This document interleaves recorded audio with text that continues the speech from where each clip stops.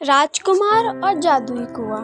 एक समय की बात है, एक राज्य में एक सुंदर सा राजकुमार रहता था।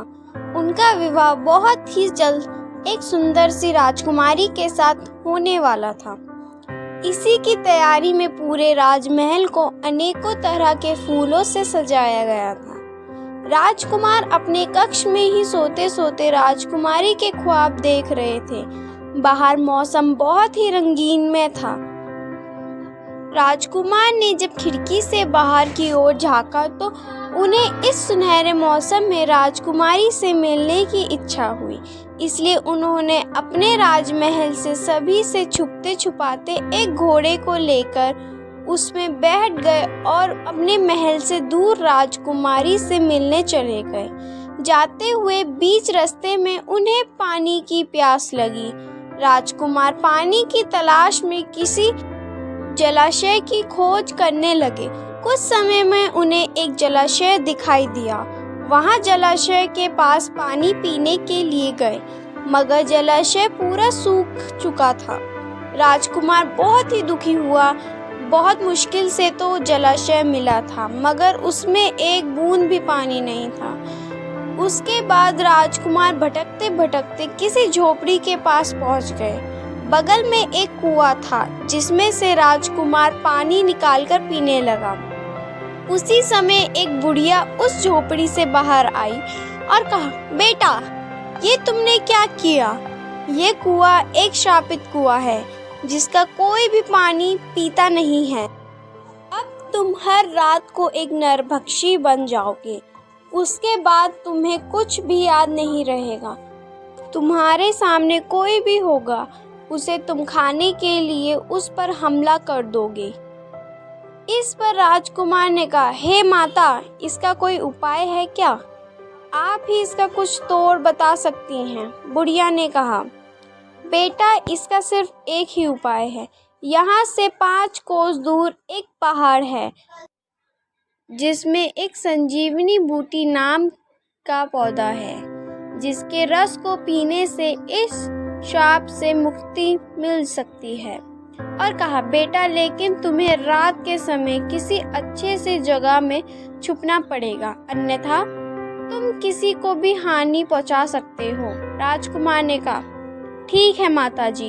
यह कहकर वह से राजकुमार निकल गए और राजकुमार थोड़ा चिंतित हो गए कि पहले राजकुमारी से मिलने जाएं कि पहले अपने शाप को मुक्ति पाएं। उसे कुछ समझ नहीं आ रहा था। संजीवनी युक्त पौधे वाला पहाड़ भी बहुत दूर था। कुछ समय में अंधेरा होने ही वाला था और वह नहीं चाहते थे कि कोई उनके हाथों से मारा जाए। इसलिए राजकुमार अपने आप को छुपाने के लिए जंगल के किसी गुफा में चले गए, जहां एक खूंखार आदमखोर भेड़िया रहता था, जिसके आतंक से पूरा राज्य कांपता था।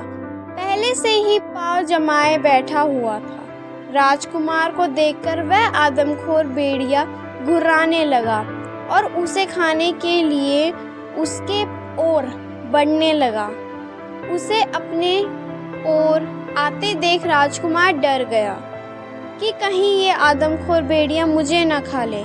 तभी रात हो गई और राजकुमार देखते ही देखते मनुष्य से एक नरभक्षी में बदल गए।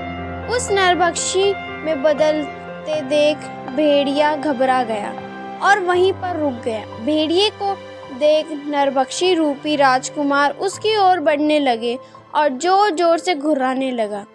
उसकी आवाज से भेड़िया डर के मारे वहीं बेहोश हो गया और उसे नरभक्षी रूपी राजकुमार खा गया।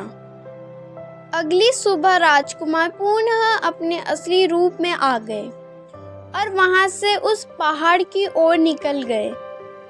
गुफा से निकलते हुए गांव के कुछ लोग राजकुमार को देखा और उसके पास जाकर उसे पूछने लगे, हे वीर पुरुष, आप कौन हैं जो इस भयानक गुफा से आ रहे हैं? इस गुफा में एक खूंखार आदमखोर भेड़िया रहता है।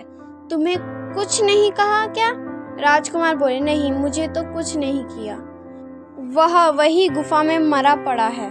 यह बात सुनकर गांव वाले आश्चर्य में पड़ गए और उसे देखने के लिए उस गुफा में गए, और जब पास जाकर देखा कि सच में वह खूंखार आदमखोर भेड़िया वहीं मरा पड़ा है। यह बात पूरे राज्य में फैल गई कि एक आदमखोर जानवर को एक मामूली से लड़के ने मार दिया है, जिसे आज तक कोई नहीं मार सका था। उस राज्य का राजा उसे शीघ्र ही अपने राजभवन में बुलाते हैं और उसे धन्यवाद कहकर कहते हैं, हे वीर पुरुष, आज तुमने मेरे राज्य को उस आदमखोर भेड़िए से मुक्ति दिलाई है। तुम्हारा पराक्रम सराहनीय है। अंततः तुम जो मांगो वो मुझसे मांग सकते हो। राजकुमार ने कहा, हे राजन, ये तो मेरा कर्तव्य था, मुझे कुछ नहीं चाहिए। राजा फिर भी अपनी खुशी से राजकुमार को एक जादुई कालीन भेंट में देकर कहता है कि हे वीर पुरुष, ये एक छोटा सा भेंट हमारी तरफ से, तुम जहाँ भी जाओगे इससे तुम्हें जाने में आसानी होगी। ये जादुई कालीन तुम्हें तुम्हारी मंजिल तक कुछ ही समय में पहुँचा देगी। भेंट स्वीकार कर राजकुमार उस कालीन पर बैठकर शीघ्र ही रात होने से पहले उस पहाड़ी की ओर चला गया और कुछ ही समय में उस पहाड़ के पास पहुँच गया और उस संजीवनी पौधे को ढूंढने लगा। रात होने ही वाली थी, तभी एक चमकता हुआ पौधा दिखाई दिया। वह समझ गया कि यही संजीवनी पौधा होगा।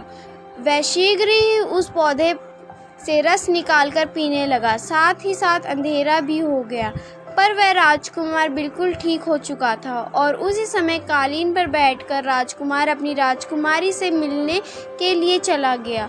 उसे देखकर राजकुमारी बहुत खुश हो गई और अगले ही दिन उन दोनों का विवाह हो गया।